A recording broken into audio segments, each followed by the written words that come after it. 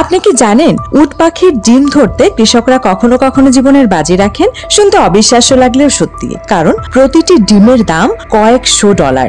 আর একটা ভুলেই সেই ডিম মাটিতে পড়লে মুহূর্তে সেটা অমলেটে পরিণত হয়। কেন উট পাখির ডিম এত দামি, আর কেন কৃষকরা সেটি হাতেই ধরতে বাধ্য হন?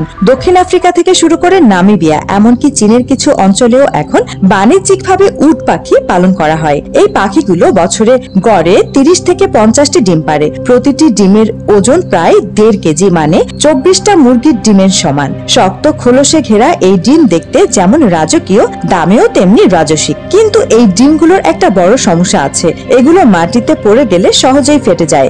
যদিও উট পাখির ডিম পৃথিবীর সবচেয়ে শক্ত ডিমগুলোর মধ্যে একটি, কিন্তু পাথরের আঘাত সহ্য করার মতো শক্ত নয়। তাই কৃষকরা উট পাখি যখন ডিম পাড়তে যায় তখনই পাশে একদম দাঁড়িয়ে থাকে।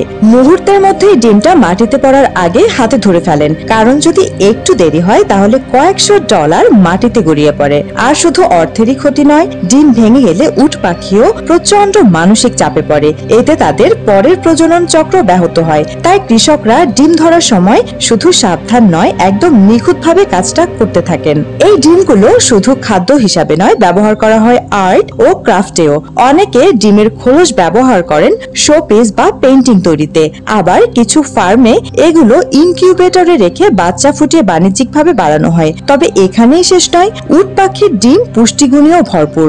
একটি মাত্র ডিমেই থাকে প্রায় 2000 ক্যালোরি এবং প্রচুর প্রোটিন, ভিটামিন। অনেক দেশ এখন এই ডিমকে লাক্সারি ফুড হিসাবে রেস্টুরেন্টে পরিবেশন করছে।